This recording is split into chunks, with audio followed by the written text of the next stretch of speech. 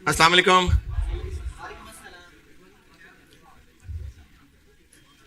दुरूद शरीफ पढ़ लें।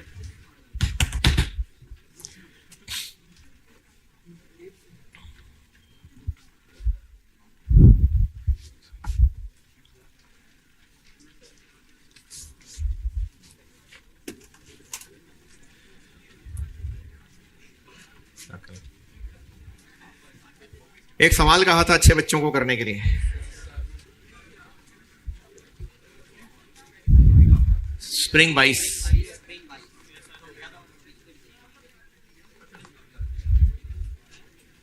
स्प्रिंग बाइस किस किसने कोशिश की है? ठीक है जी, माशाल्लाह। आंसर ही देखा है जाके।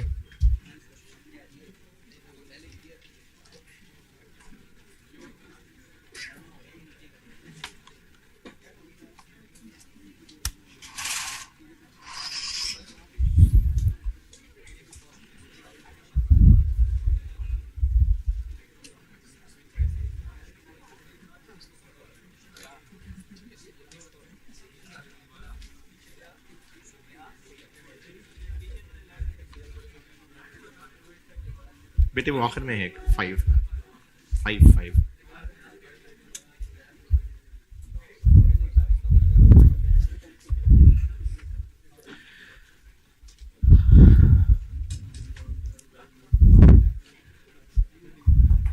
आरएल कराची में डोनट्स बेचते हैं और एवरेज मंथली, अब ये मंथ का डाटा है, मंथली सेल्स 4.5 मिलियन पर शॉप है।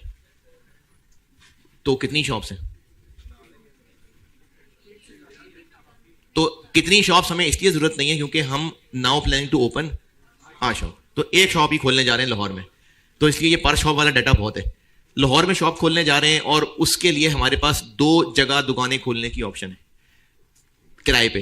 एक कह रहा है कि साल का किराया एनुअल सारा का सारा शुरू में देना होगा, और दूसरा कह रहा है कि मंथली इतना किराया दे देना एंड ऑफ मंथ, और साथ ये भी।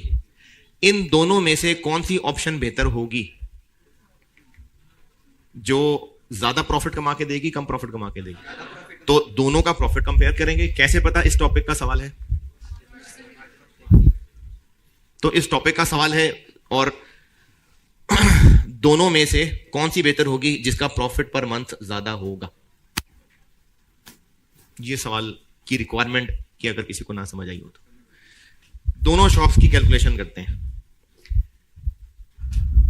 पिछले अभी इसका जो रेगुलर बिजनेस है, हर शॉप की इतनी सेल्स है, और इसी को बेस बना के आगे इसलिए चलना है क्योंकि वो कह रहे हैं कि अब लाहौर में, क्योंकि खाने वाले लोग ज्यादा होंगे लाहौर में, तो अब इस शॉप की सेल 30% ज्यादा होगी। किससे ज्यादा? वो 4.5 से। तो इसलिए ये सारी कैलकुलेशन बेस्ड ऑन वही 4.5 ही चलेंगी। तो हमें अब लाहौर की शॉप की sales, variable cost, fix cost निकालनी है। सेल्स समझाता हूं, 30% ज्यादा होंगी।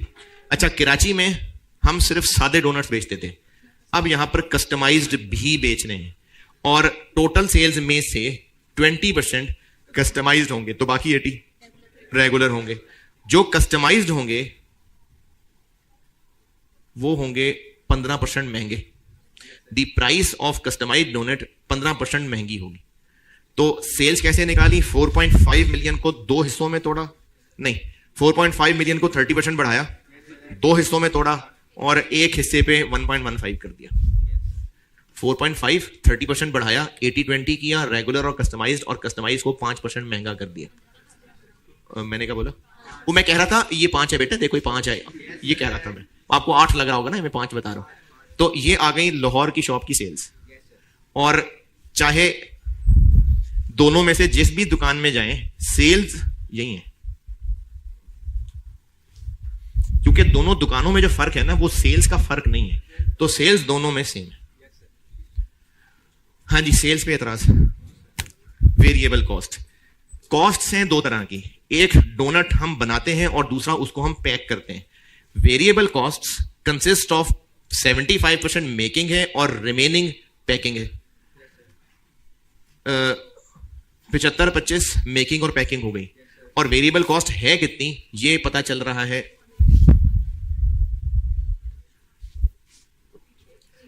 तो सेल्स जो हम निकाल चुके उसका 20% मार्जिन है, मतलब 80% वेरिएबल कॉस्ट है।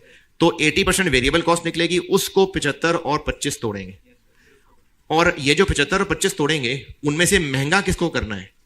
सिर्फ 25 को। तो वेरिएबल कॉस्ट निकाली,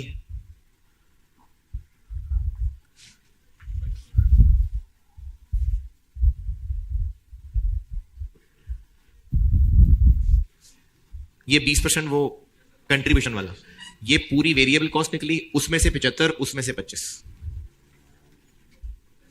और रेगुलर और कस्टमाइज्ड को क्यों फर्क किया है? क्योंकि कस्टमाइज्ड वाले की मेकिंग कॉस्ट ज्यादा है। और पैकिंग को क्यों रेगुलर कस्टमाइज्ड में नहीं तोड़ा? क्योंकि वो दोनों के लिए सेम है। मेकिंग को इसलिए तोड़ा है क्योंकि कस्टमाइज्ड महंगा मेक होगा, पैकिंग दोनों की एक जैसी है, इसलिए पैकिंग में नहीं तोड़ा। ये 1.3 वही सेल्स इंक्रीज वाला, और ये पैकिंग कॉस्ट, मेकिंग कॉस्ट महंगी थी 5%, पैकिंग कॉस्ट महंगी है 4%। तो ये वेरिएबल कॉस्ट की सारी वर्किंग। तो सेल्स और वेरिएबल कॉस्ट में बताएं जो पूछना है जी। क्यों नहीं किया? किया है ना? क्यों किया है? कुछ नहीं जी। सेल्स और वेरिएबल कॉस्ट ओके। और दूसरी ऑप्शन में चूंकि कमीशन भी है, तो वो सिंपली मैंने सेल्स के ऊपर कमीशन का रेट लगा दिया। ये भी एक वेरिएबल कॉस्ट है, इसलिए इसको भी यहां लिख दिया। दोनों ऑप्शंस में कंट्रीब्यूशन निकला और सीएस रेशो निकल आई। तो वो क्यों निकाली सीएस रेशो? ब्रेक इवन निकालने के लिए। ब्रेक इवन से फिर मार्जिन ऑफ सेफ्टी निकला। तो sales, variable cost, break even, margin of safety, इस पे एतराज। अच्छा, ब्रेक इवन पे एतराज, मैंने जल्दी डायलॉग बोल दिया, पहले फिक्स कॉस्ट तो सेटल कर लें। फिक्स कॉस्ट बताता हूं। दूसरी ऑप्शन आसान है। हमारी फिक्स कॉस्ट किराए के अलावा, किधर गई ये, किराए के अलावा फिक्स कॉस्ट 0.8 मिलियन है, और दूसरी ऑप्शन में ये भी फिक्स कॉस्ट है। तो 0.8 और वो 0.1, ये दूसरी ऑप्शन की फिक्स कॉस्ट है। पहली ऑप्शन में, अच्छा हम लोग प्रॉफिट निकाल रहे हैं, प्रॉफिट यानी इनकम्स और एक्सपेंसेस यूज कर रहे हैं, या कैश फ्लोज बना रहे हैं, इनकम और एक्सपेंसेस। तो ऑप्शन 1 में हम पे बेशक 2.52 कर रहे हैं, लेकिन ये एनुअल है। एक्सपेंस के लिए तो 1/12 ही करना पड़ेगा।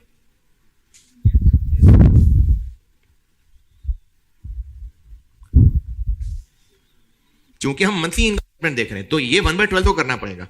फिर ये फिगर क्यों दी और वो एट स्टार्ट क्यों लिखा, ये उसने जरा ज्यादा ही एफिशिएंसी लगा दी थी। ये मुझे लगता है बहुत कम बच्चे पिक कर सके होंगे इसको। 14% इंटरेस्ट रेट है, और बाकी सारे के सारे खर्चे, ये कॉस्ट में नहीं पूछना चाहिए था पॉइंट, क्योंकि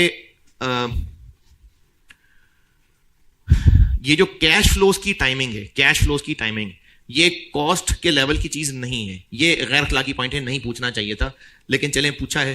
तो दूसरी ऑप्शन में किराया देना है महीने के एंड पे, और बाकी सारा कुछ भी महीने के एंड पे ही हो रहा होता है। लेकिन ऑप्शन 1 में किराया देना है महीने के शुरू में। तो इसलिए कंपेरेबल बनाने के लिए इसमें चूंकि शुरू में है, तो 1 महीने का इंटरेस्ट भी डालना पड़ेगा। ये कॉस्ट के लिए एडवांस है बात, ये अच्छी चीज नहीं थी, लेकिन है तो रिपीट भी हो सकती है। तो ये जो एडवांस में देना था, यानी महीने के शुरू में, इसको कंपेरेबल बनाने के लिए किराए की अमाउंट के अलावा इंटरेस्ट भी कंपैरिजन में डालना पड़ेगा। तो इसलिए 1 महीने का इंटरेस्ट, और 1 महीने का इंटरेस्ट किस अमाउंट पे? पूरे 2.52 पे, क्योंकि पे तो हमने पूरा 2.52 किया होगा। तो उस 2.52 पे 1 महीने का इंटरेस्ट।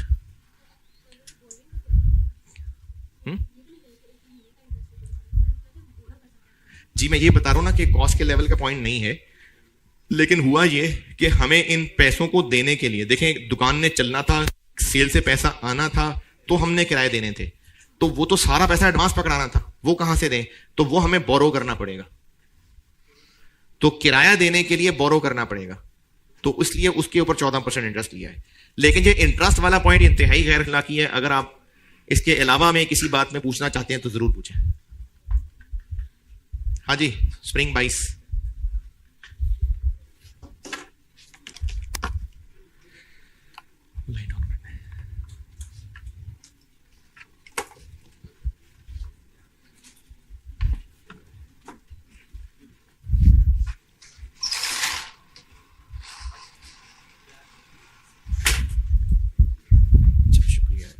लोगों ने खुद ही नीचे रखा था।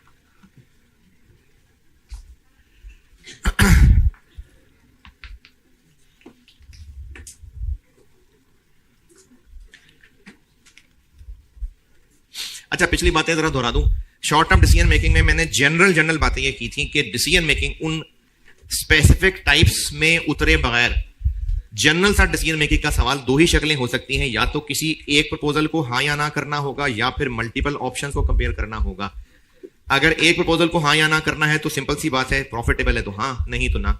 और अगर कंपैरिजन करना है तो जो ज्यादा फायदे वाली है। फिर अगली बात ये की थी कि चूंकि डिसीजन मेकिंग है तो इसमें जो भी इनकम एक्सपेंस लेंगे वो रेलेवेंट वाले ही लेंगे। फिर उसके बाद आपको 4 बातें बताई थी, और वो 4 बातें मेनली एक प्रपोजल की इवैल्यूएशन को सामने रख के बताई थी।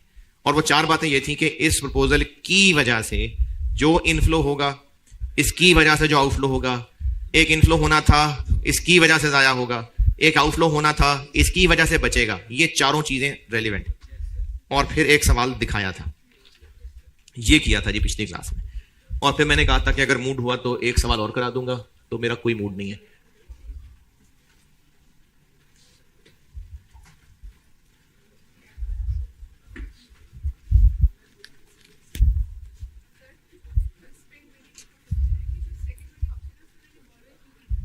बोरिंग क्यों?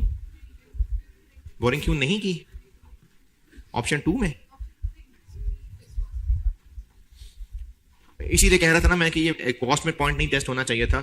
ये किसी हद तक वर्किंग कैपिटल मैनेजमेंट का सवाल है या लॉन्ग टर्म डिसीजन मेकिंग का सवाल है जो एमएफए में है। फिर भी चले सवाल का जवाब बहरहाल दे देता हूं। जब इस शॉप से सेल से पैसा आएगा तो खर्चे भी पूरे कर लेंगे हम। ऑप्शन 1 में चूंकि सारा पैसा एडवांस में पहले दिन दे देना था, तो भी तो डोनट बिके ही नहीं थे, इसलिए उसके ऊपर इंटरेस्ट लग रहा है। लेकिन ये पॉइंट अच्छा इसलिए नहीं है कि इसकी गहराई में जाएंगे तो फिर जो वेरिएबल कॉस्ट्स हैं उसका भी तो खर्चा करना है। तो इसलिए एक अजम्पशन होती है कि सारे खर्चों का कैश फ्लो, ये मैं आपको एमएफए की बात बता रहा हूं, सारे खर्चों का कैश फ्लो पीरियड एंड पे हुआ करता है। सिर्फ ये रेंट था जो उसने एडवांस बताया था, इसलिए उस पर इंटरेस्ट लेना पड़ा। तो ये इंटरेस्ट वाला पॉइंट, ये अच्छी बात नहीं थी, ये नहीं होना चाहिए था कॉस्ट में। 5 डिसीजंस हैं, जनरल वाली बात खत्म। अब 5 स्पेसिफिक डिसीजंस बता रहा हूं, यानी आपको सवाल से पहचाना जाएगा कि इनमें से किसी का सवाल है या बस जनरल सा सवाल है। ये सवाल से पहचाना जाएगा।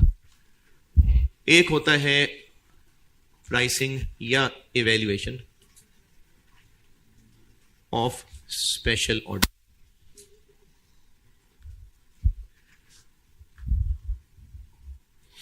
सबसे ज्यादा टाइम, बल्कि सबसे ज्यादा टाइम नहीं, ज्यादा टाइम प्रोबेबली इस पे लगेगा। एक होता है लिमिटिंग फैक्टर डिसीजन, ये सबसे आसान टॉपिक है इसका। मेक और बाय डिसीजंस, ये भी इनमें से आसान वाला ही है। फर्दर प्रोसेसिंग डिसीजंस, इसमें प्रोसेस कॉस्टिंग मिक्स है। और कंटिन्यू और शट डाउन, ये वो है जिसमें आपके सीनियर्स मरने वाले हो जाते हैं।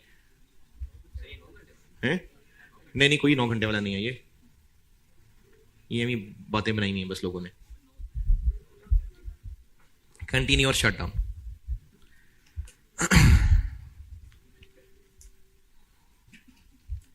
तो ये 5 स्पेसिफिक सिचुएशंस हैं, प्राइसिंग और evaluation of special order, limiting factor decisions, make or buy decisions, further processing decisions और कंटिन्यू और शट डाउन।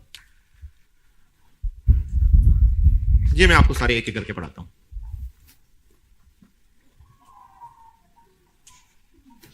ये क्या है इधर?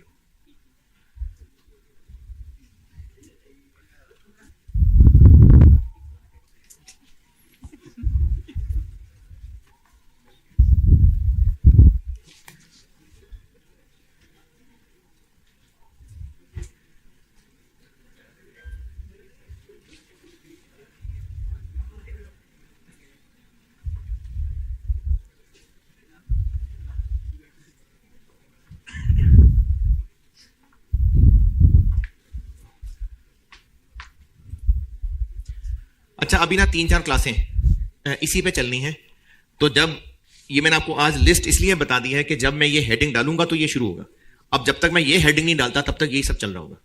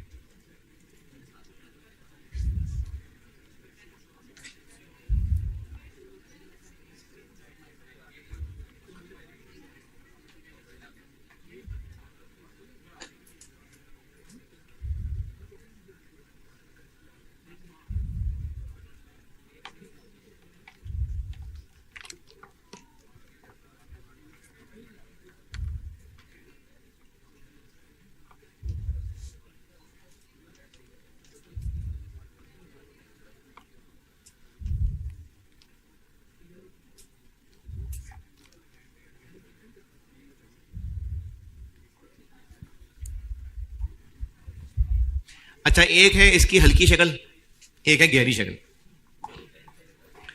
पहले हल्की शक्ल बताता हूं।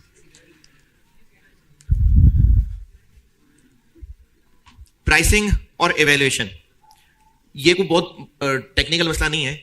एवेल्युएशन का मतलब, ये मैं इसको नाम दे रहा हूं प्राइसिंग एवेल्युएशन। एवेल्युएशन का मतलब ये है कि हमें कस्टमर की तरफ से एक स्पेशल रिक्वेस्ट आई है और पैसे वो खुद बता रहा है, हमने सिर्फ हाँ या ना करना। ये क्या है? ये हमसे वो पैसे भी पूछ रहा है तो हमने उसको पैसे बताने है। कस्टमर का एक अंडर कंसिडरेशन ऑर्डर, हमने उसको हाँ या ना करना है, पैसे उसने खुद बता दिए, या फिर वो कह रहा है जी पैसे बता दें कितने लेंगे। हल्की शक्ल ये है कि सवाल में बस एक ऑर्डर का जिक्र है कि एक कस्टमर ने हमें अप्रोच किया है, वो हमसे ये चीजें खरीदना चाहता है, एक ऑर्डर का जिक्र है। ये इसकी हल्की शक्ल है। पहले हल्की शक्ल में कुछ खास बताने को नहीं है, इसलिए मैं डायरेक्टली सवाल कराता हूं। जो गहरी शक्ल होगी उसके लिए बताने में 2 क्लासें चाहिए। तो हल्की शक्ल है जिसके बारे में कुछ नहीं बता रहा, सीधा सवाल बता रहा हूं। स्पेशल ऑर्डर से सिर्फ मैं ये पहचान ले रहा हूं कि आपको सवाल पढ़ के पता चल जाएगा कि कस्टमर की तरफ से एक पर्टिकुलर ऑफर है, उस पे हाँ या ना करनी है या प्राइस बतानी है। इसको मैं कह रहा हूं स्पेशल ऑर्डर। हल्की शक्ल इसकी गहराई में नहीं जा रहा, गहरी शक्ल फिर जाऊंगा गहराई में। अभी मैं हल्की शक्ल बता रहा हूं। हल्की शक्ल क्या है कि एक ऑर्डर है जिसका सवाल सॉल्व कर रहे हैं बस है? हाँ, तो ये वही है जनरल में जो किया था, इसीलिए गहराई में उतरे बगैर। तो इसका एक हल्का सा सवाल कर लेते हैं। अच्छा, अगर आपने इस पे कुछ लिखना है तो लिख लें बेशक, हल्की शक्ल और गहरी शक्ल। तो अभी हल्की शक्ल करा लो जिसमें मैंने स्पेशल ऑर्डर एक्सप्लेन नहीं किया। गहरी शक्ल के लिए फिर स्पेशल ऑर्डर मुझे एक्सप्लेन भी करना पड़ेगा और मटेरियल, लेबर, ओवरहेड्स की और गहराई में जाना पड़ेगा। तो एक हल्का सा ही सवाल कर लेते हैं और एक उसी तरह का हल्का सा सवाल होमवर्क दे देता हूं। आप सवाल खोलें जी, लेबर वाले चैप्टर में होगा। लेबर वाले चैप्टर में, क्योंकि मैंने आपको कहा था लेबर के कुछ सवाल मैं डिसीजन मेकिंग के साथ कराऊंगा। तो लेबर वाले चैप्टर में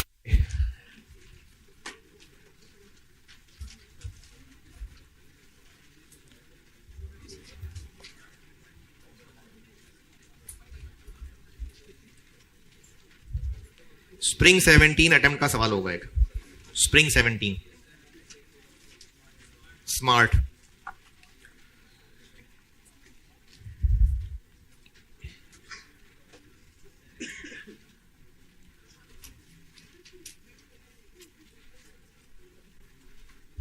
स्मार्ट प्रोसेसिंग लिमिटेड, लेबर वाले चैप्टर में स्प्रिंग 17 स्मार्ट प्रोसेसिंग लिमिटेड के नाम से सवाल है।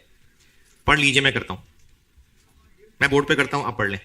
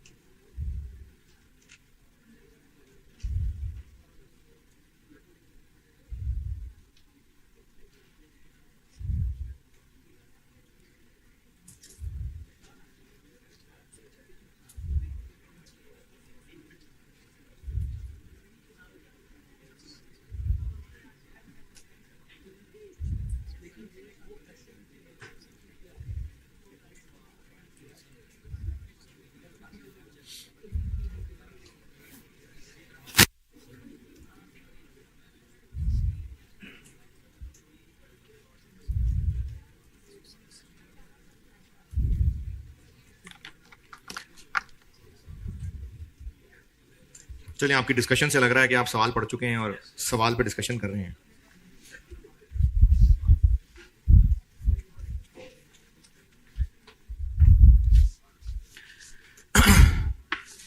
जी, कैसे पता है इस टॉपिक का सवाल है? नहीं, लर्निंग कर्व की वजह से नहीं। हम एक 10,000 यूनिट्स का कॉन्ट्रैक्ट साइन करना चाह रहे हैं और इस considering to sign a contract of 10,000 required है कि बताएं हम क्या प्राइस चार्ज करें। तो इससे पता चल रहा है। और ये कैसे पता कि हल्की शक्ल है गहरी शक्ल नहीं है? क्योंकि मैंने बताया नहीं, उसमें भी एक ही ऑर्डर होगा, लेकिन मैंने भी चूंकि गहरी शक्ल बताई नहीं है आपको, तो उसका धारा गहरा सवाल भी नहीं होगा। तो जब गहरी शक्ल बता दूंगा तो वो पहचाना जाएगा सवाल। तो क्या करना है जी, कैसे करें सवाल? प्राइस कैलकुलेट करनी है, तो सारी कॉस्ट निकालेंगे और उसके ऊपर 30% मार्कअप मार्जिन 30% ऑफ प्राइस, तो मार्जिन लगा के प्राइस कैलकुलेट हो जाएगी। और चूंकि डिसीजन मेकिंग का सवाल है तो सिर्फ रेलिवेंट वाली कॉस्ट इस्तेमाल होती है। चले करता हूं सवाल सॉल्व। कितने यूनिट्स का ऑर्डर है?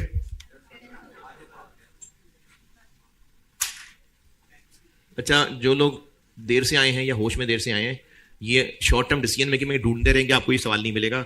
लेबर वाले चैप्टर में है ये सवाल।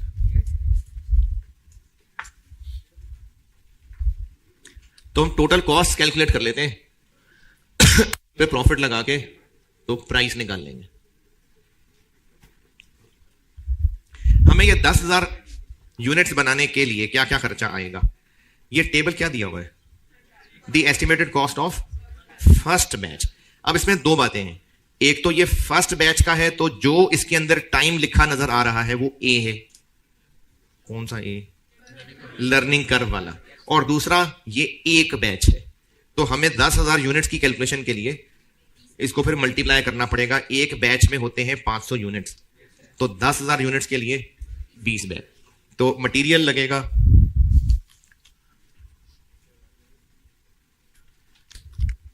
एक बैच कितने रुपए है? 135,000, तो इनटू 20 लिख दें या डायरेक्टली ये लिख दें? ये 20 बैचेस हो गए।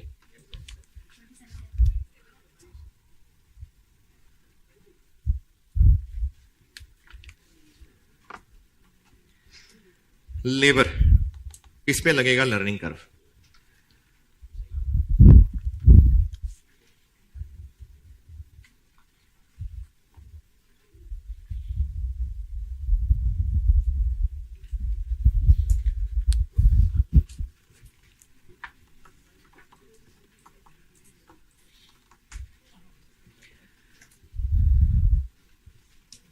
अच्छा, अगर वो लर्निंग कर्व लगवा रहा है तो फिर ये पता होना चाहिए कि सबसे पहली दफा जब बनाया था तो पिछले सालों का कोई डाटा नहीं है, यानी फिर शायद ये कोई नई तरह ही की चीज होगी जो हम इस कस्टमर को देने लगे, तभी फर्स्ट बैच का डाटा दिया हुआ है। वरना अगर वो कहते हैं ना एस्टिमेटेड कॉस्ट पर बैच, तो फिर आपको अलग से वो फर्स्ट बैच का कुछ ना कुछ बताता। अब उसने आपको पिछले साल की learning curve y is equal to yes, y is equal to yes sir नहीं, y is equal to a x b। तो ये लर्निंग कर्व है, ये किसी दौर में पढ़ाया था आप लोगों को, और ये रिकॉर्डिंग वालों के लिए शॉर्ट टर्म डिसीजन मेकिंग के शुरू में मैंने लर्निंग कर्व का लेक्चर प्लेस इसीलिए किया हुआ। तो लर्निंग कर्व के लिए हमें एक बार x रखना होता था जो पिछले साल तक हो चुका था। पिछले साल तक कितने बन चुके थे? कोई नहीं, तो ये पहली दफा ही बना रहे होंगे, तो वो पहला वाला x तो गया। दूसरा x क्या रखते हैं? जहां तक लर्निंग रुक जानी है, तो लर्निंग रुक जानी है जाके ये पॉइंट नंबर 2 में लिखा हुआ है, तो एक बार हमें x रखना पड़ेगा 8, और चूंकि लर्निंग यहां रुक जानी है तो एक बार रखना पड़ेगा 7। y is equal to a 1500, ये ब्रैकेट में लिखा हुआ है टेबल में, इनटू 8 माइनस 0.152, ये दिया हुआ है उसने 103.51, और टोटल फॉर 8 बैचेस 1093.51 इंटू 8, 87, एक हो गया ये, और y is equal to 1500 into 7.152, 1193 total for 7 batches.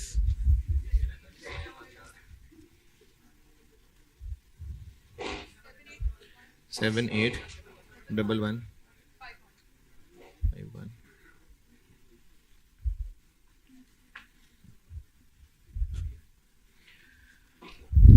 तो हमने बनाने हैं 20 बैचेस। पहले 8 के लिए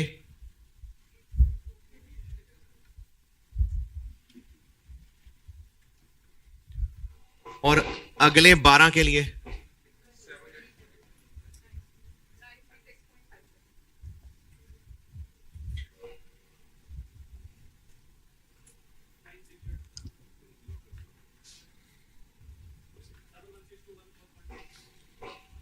नहीं यार, 99।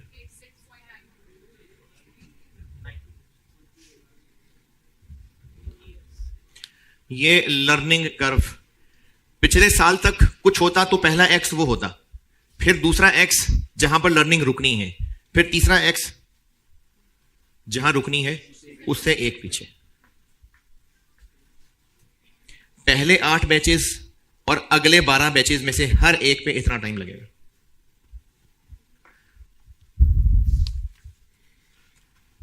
$19986.92 वर्किंग 1 इनटू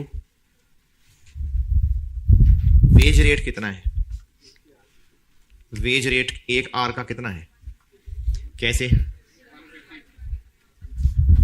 150। ये हम एक छोटी सी मकड़ी से पूछ लेते हैं। 2,25,000 रुपए 1500 घंटों का है, तो 1 घंटे का 150।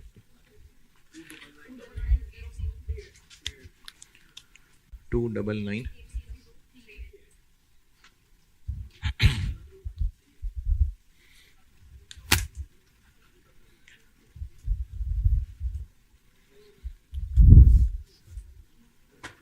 वेरिएबल ओवरहेड्स 120 रुपए पर, तो यही वाले।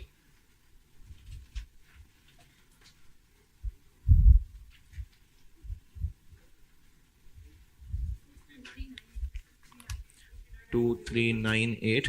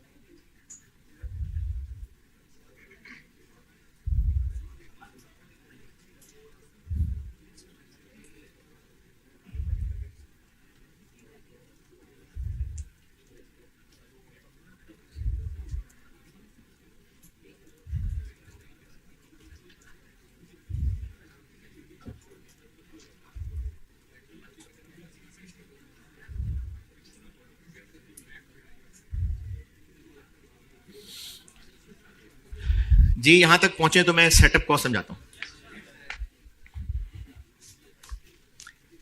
सेटअप कॉस्ट,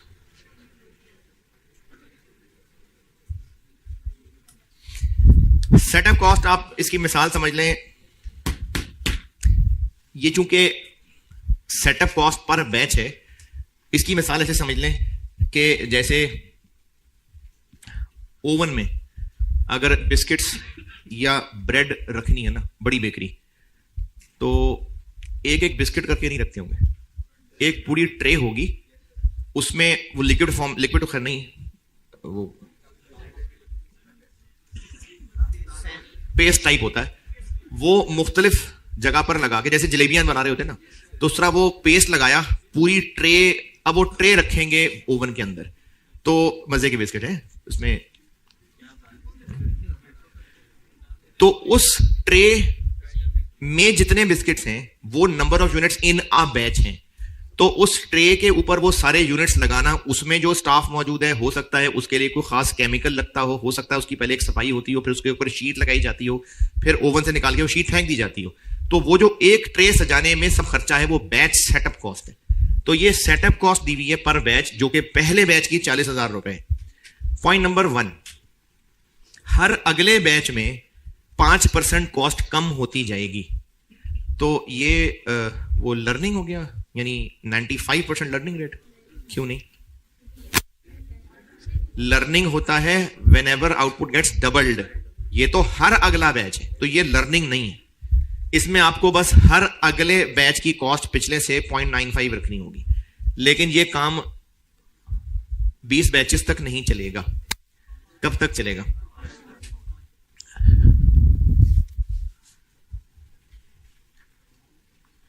पहले बैच की कितनी? 40,000।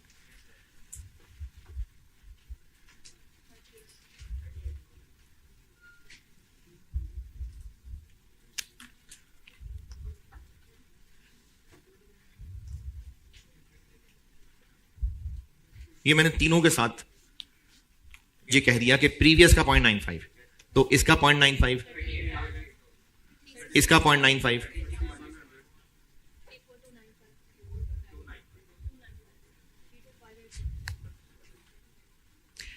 फिफ्थ बैच पे इतना ही खर्चा आएगा या वो इससे कम होगा?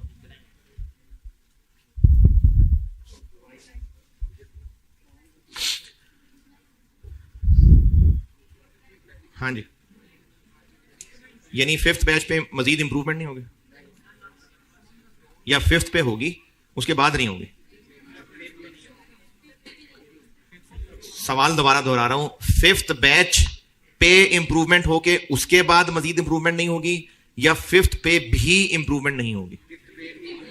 अच्छा, कुछ बच्चों को ना ये लग रहा होगा, बोल नहीं रहे, कि फिफ्थ बैच पे तो इंप्रूवमेंट होगी, उसके बाद वालों पे इंप्रूवमेंट नहीं होगी। नहीं, लिखा हुआ है फ्रॉम फिफ्थ बैच ऑनवर्ड्स, यानी फिफ्थ बैच भी और उसके बाद वाले भी, तो पांचवें बैच में भी इंप्रूवमेंट नहीं होगी, तो इसलिए पांचवें से लेकर 20वें तक यानी सारे के सारे 16 बैचेस, इनमें इतना ही खर्चा आएगा। 54820 66।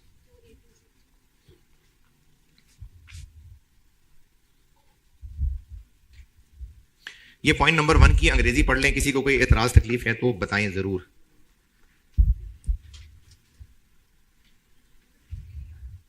ये नहीं है, ये ठीक है। 697।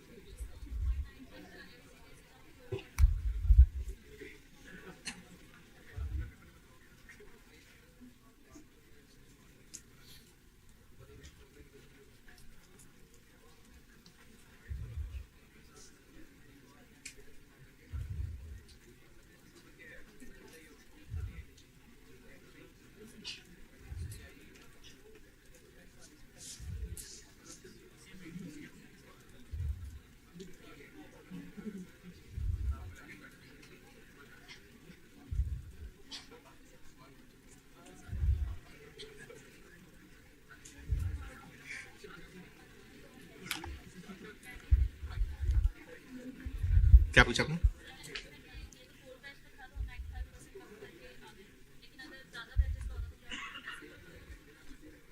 ज्यादा बैचेस होता तो हमें सब एक करने पड़ते, सारे अलग अलग लिखने पड़ते।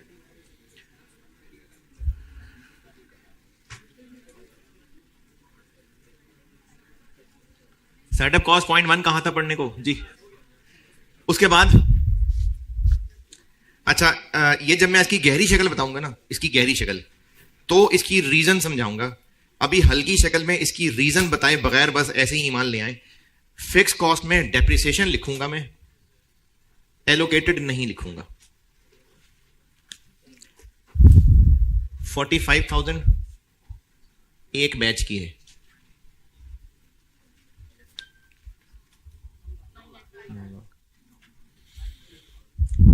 इसको मैंने यहां क्यों लिखा है और ये जो नेक्स्ट एलोकेशन है इसको क्यों नहीं लिखा, इसकी रीजन जब गहरी शक्ल में आएंगे तो बताऊंगा।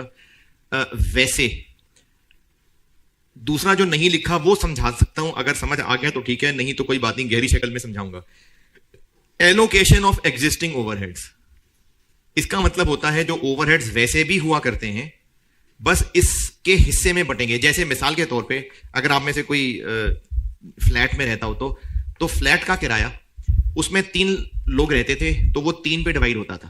अब अगर चौथा भी वहां रहने आएगा तो अब वही किराया 4 पे डिवाइड हो जाएगा, किराया बढ़ जाएगा। वो जो एलोकेट होता था वो एलोकेशन चेंज हो जाएगी। किराया पहले भी उतना ही था, अभी भी उतना ही होगा। तो एलोकेशन ऑफ एग्जिस्टिंग ओवरहेड्स का मतलब है कि पहले जितने ओवरहेड्स होते हैं, मिसाल के तौर पे किराया वही है, बस पहले 10 प्रोडक्ट्स को बढ़ते थे, अब हो सकता है वो 11वें प्रोडक्ट को बढ़ रहे हो। तो एलोकेशन रेलिवेंट नहीं होती। एलोकेशन ऑफ एग्जिस्टिंग ओवरहेड्स ये रेलिवेंट चीज नहीं होती। अगर अभी ये बात समझ नहीं आई तो कोई बात नहीं,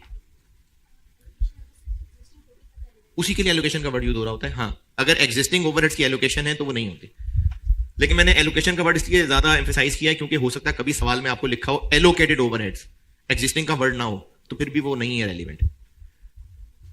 तो ये सारे खर्चे हो गए, इनका टोटल कर लें। 9 6 9 3 5। हमें इस ऑर्डर को पूरा करने में टोटल कॉस्ट आएगी इतनी, और रिक्वायरमेंट पूछी है प्राइस। तो 30% मार्जिन का मतलब है ये 70% है। तो इस कॉस्ट को 100/70 कर दें। 13 8 4 7 9 7 6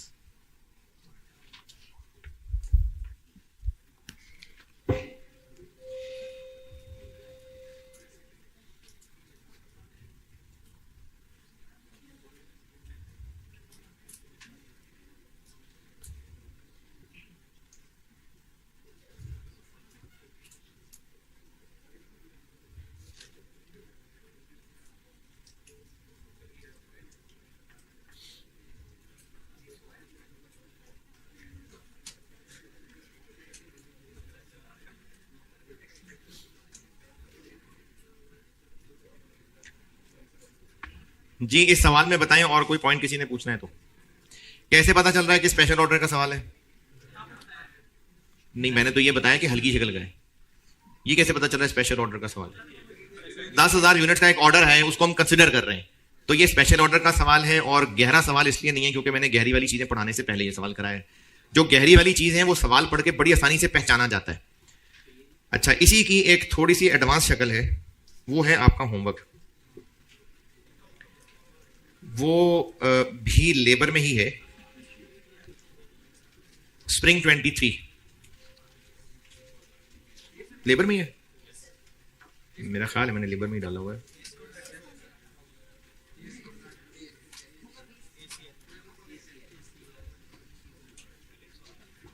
जी, ACL, एस कॉन्ट्रैक्टर्स लिमिटेड। इसमें मटेरियल की वेस्टेज वाला एक बड़ा मजे का पॉइंट है।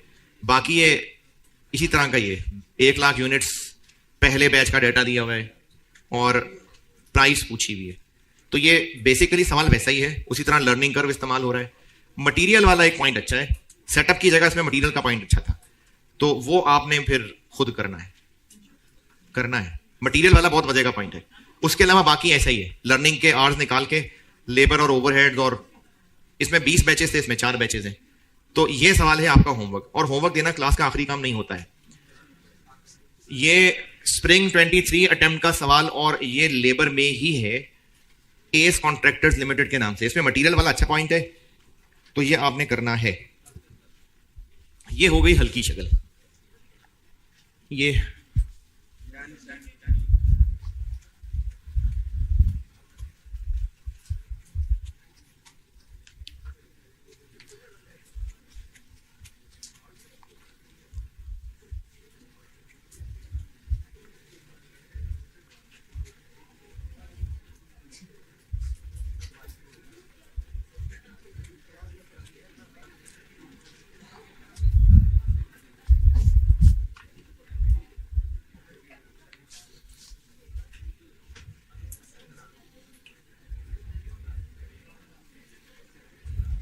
गहरी शक्ल में चलते हैं। अच्छा, गहरी शक्ल के लिए ना मैं आपको ये जो स्पेशल ऑर्डर है इसका कॉन्सेप्ट बताता हूं कि इसको इतना अलग से टॉपिक क्यों रखा जा रहा है।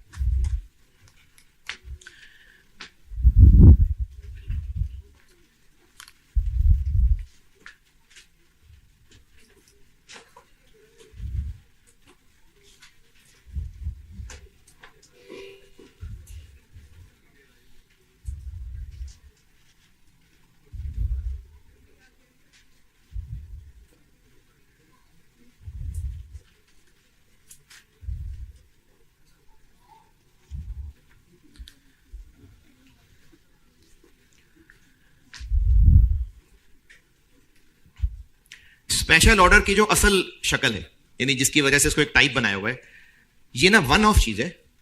और वन ऑफ भी इतना जरूरी नहीं है, इंपॉर्टेंट नहीं है। मेन बात है कि ये मेन प्रोडक्ट से डिफरेंट है, यानी हमारा जो मेन काम है ये उससे हट के कुछ ऑर्डर है।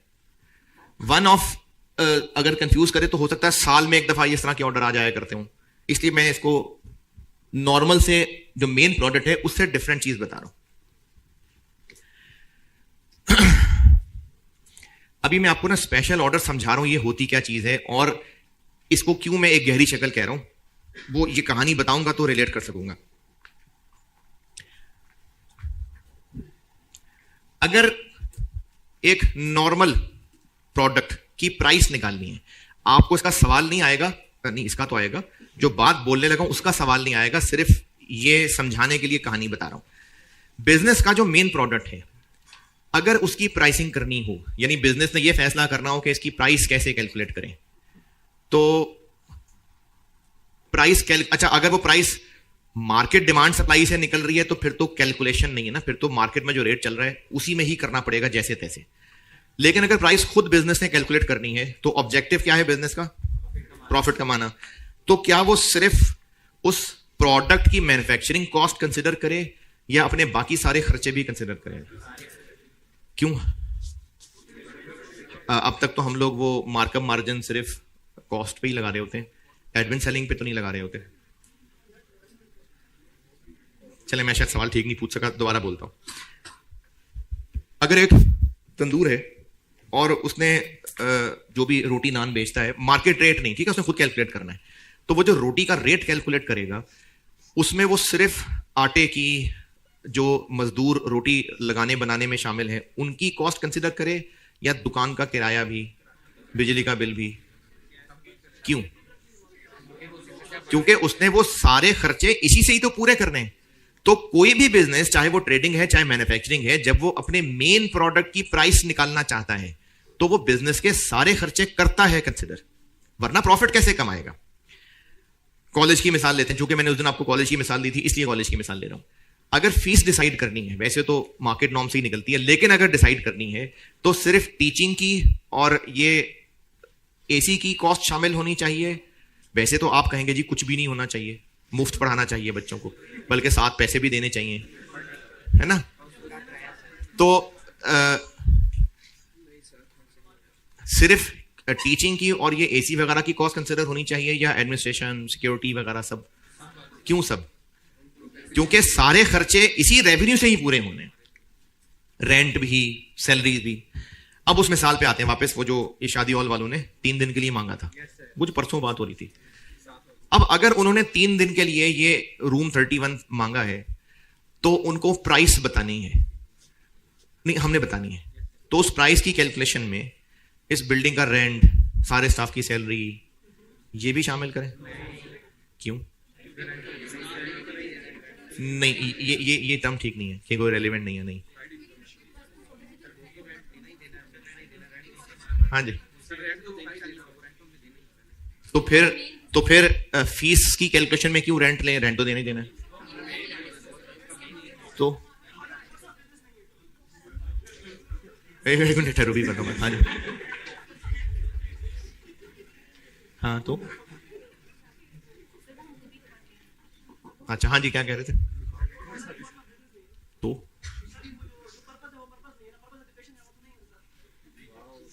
बिजनेस बिजनेस होता है।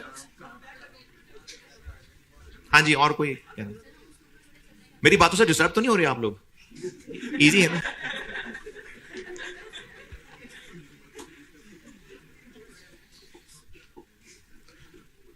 हाँ जी, और कोई कुछ कहना चाहे? उनसे किनसे नहीं बात? 3 दिन वाला जो मैंने, अच्छा चले मैं खुद ही बता देता हूं। मेरा ख्याल है आप कहना वही चाह रहे हैं, जज्बात आपके वही हैं, मैं खुद ही बता देता हूं।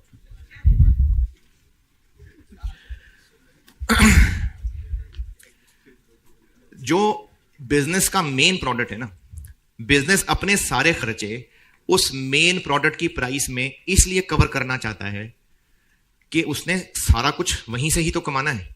तो मेन प्रोडक्ट की प्राइस में जरूर बिजनेस सारे खर्चे करता है कंसिडर। ये मैं आपको अकाउंटिंग की बात नहीं बता रहा, वैसे एक बिजनेस की बात बता रहा हूं कि बिजनेस अपने सारे खर्चे मेन प्रोडक्ट से ही तो पूरे करके निकालेगा, तो वो सारे खर्चे कंसिडर करेगा। अब 3 दिन के लिए एक शादी हॉल वालों ने 3 दिन के लिए रूम मांगा है, अगर तो वो पैसे खुल के ये सवाल वाली बात नहीं है, ये सवाल की बात नहीं है। अगर बहुत बड़ी पार्टी है और उनको पैसे देने में कोई मसला नहीं, तो हम कॉलेज का रेंट क्या, हम अगली 7 नस्लों के खर्चे भी पूरे करेंगे। तब फिर कम क्यों? फिर तो खुल के मांगे ना। अगर दूसरी पार्टी पैसे दे सकती है तो जरूर खुल के पैसे मांगे, ठीक है ना? तो ये डिस्कशन इस वक्त यहां नहीं है। अगर हम खुल के पैसे मांग सकते हैं फिर तो इस बिल्डिंग का रेंट क्या, घर का रेंट भी, जो अगले बच्चे बड़े होकर स्कूलों में भेजने उनकी फीसें भी, फिर तो ये सारे खर्चे पूरे करेंगे। अगर अच्छा रेट मिल रहा है तो फिर करें। ये डिस्कशन इस वक्त यहां नहीं हो रही। इस वक्त बात यह हो रही है कि अगर हमने उनसे 3 दिन की फीस चार्ज करने के पीछे महीने का किराया, फलाना खर्चा भी डाल दिया, तो वो कहेंगे भाई रहने दो, वो मना कर देंगे ना, क्योंकि हमें ये एक एक्स्ट्रा काम मिल रहा है, तो हम अपना मेन बिजनेस से रेगुलर खर्चे तो पूरे कर ही रहे हैं। इस छोटे से एक्स्ट्रा काम के अगर हमने फिर से वही सारे खर्चे बिल्ड करके ज्यादा पैसे मांग लिए तो वो तो भाग जाएगा कस्टमर। तो अब यहां पर एक कॉमन नहीं, एक बिजनेस सेंस ये कहती है कि चूंकि वो एक एक्स्ट्रा चूंगे वाला काम है, तो सारे खर्चे पूरे नहीं करने की जरूरत, बस ये कर लें कि हमें नुकसान वहां ना, प्रॉफिट जरूर कमा लें, सिर्फ उतने खर्चे डाल लें कैलकुलेशन में जितने उस पर्टिकुलर जॉब की वजह से पड़ने वाले हैं। अगर वो दूसरा कस्टमर ज्यादा पैसे देने को तैयार हो तो फिर ये डिस्कशन नहीं है, फिर तो खुल के पैसे मांगे। लेकिन बात ये हो रही है कि अगर हमने ज्यादा पैसे मांगे तो फिर वो नहीं देगा, वो कहेगा रहने दे, मैं अपना कॉलेज खोल लेता हूं। तो अगर हमने मेन बिजनेस से हट के कोई इस वक्त ऑफर कंसिडर की हुई है, इसको अलग टॉपिक बनाने की रीजन ये है, अगर हमने इसको मेन बिजनेस से हटके कोई ऑफर इस वक्त अंडर कंसिडरेशन है, तो अगर ज्यादा पैसे मांगेंगे तो वो कस्टमर ज्यादा पैसे नहीं देगा। तो हमें सिर्फ कैलकुलेशन में वो आइटम्स कंसिडर करनी चाहिए जो इसकी वजह से एक्स्ट्रा पड़ेंगी। तो चूंकि ये मेन बिजनेस से हटके है, इसलिए इसकी प्राइसिंग या इवैल्यूएशन में हम सिर्फ वो इनकम एक्सपेंसेस कंसिडर करेंगे जो रेलेवेंट फॉर दिस ऑर्डर है। ये है इस सारी कहानी का कंक्लूजन कि हमने चूंकि मेन बिजनेस के खर्चे मेन प्रोडक्ट से कर लिए हैं पूरे, या कर लिया करेंगे पूरे, ये वन ऑफ चीज है, एक एक्स्ट्रा है, चूंगा है, तो इसलिए इसकी प्राइसिंग या इवैल्यूएशन करते हुए हम सिर्फ वो आइटम्स कंसिडर करेंगे जो रेलेवेंट फॉर दिस ऑर्डर है। लिख लेते तो अच्छा था। तो फिर उसको हम वन ऑफ नहीं कह रहे होंगे ना, फिर तो हम एक नई लाइन ऑफ बिजनेस खोलने जा रहे होंगे, फिर वो ये चीज नहीं है। फिर बता देता हूं, इसका गहरा कॉन्टेक्स्ट ये है कि ये हमें हमारे नॉर्मल काम से हटके एक ऑर्डर मिला है, वन ऑफ है, चुंगा है, तो हमने अपने रेगुलर खर्चे चूंकि इन प्रोडक्ट से ही पूरे कर लिया करने हैं, तो इस कस्टमर को ज्यादा पैसे बताएंगे तो मानेगा नहीं। तो इसलिए इसकी प्राइसिंग या इवैल्यूएशन के लिए सिर्फ वो आइटम्स कंसीडर करेंगे जो रेलेवेंट फॉर दिस ऑर्डर है।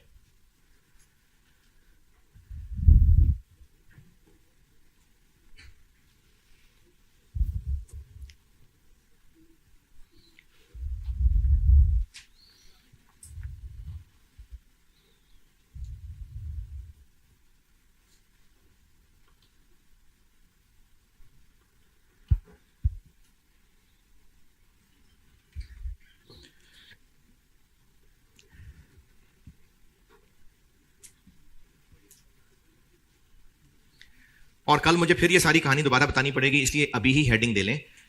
हमें फिर इन स्पेशल ऑर्डर्स का सवाल सॉल्व करने के लिए रेलेवेंट आइटम्स की कुछ और डिटेल में उतरना पड़ेगा। पहले आपको सिर्फ 4 टिप्स बताई थी, कल आपको 4 टिप्स बताई थी। अब इसकी वजह से हमें रेलेवेंट आइटम्स की और डिटेल्स में जाना पड़ेगा। तो अब details of relevant items heading आ गई, ये कल बताऊंगा यहां से। वो जो 4 टिप्स बताई थी ना, हैं वो 4 टिप्स, लेकिन कुछ और डिटेल्स में जाना पड़ेगा इन सवालों के लिए स्पेशली। तो अब मैं आपको ऑनवर्ड कल जहां से बात शुरू करूंगा, तो रेलेवेंट आइटम्स की डिटेल्स में जाएंगे अब हम लोग। चलें ठीक है जी, अल्लाह हाफिज़।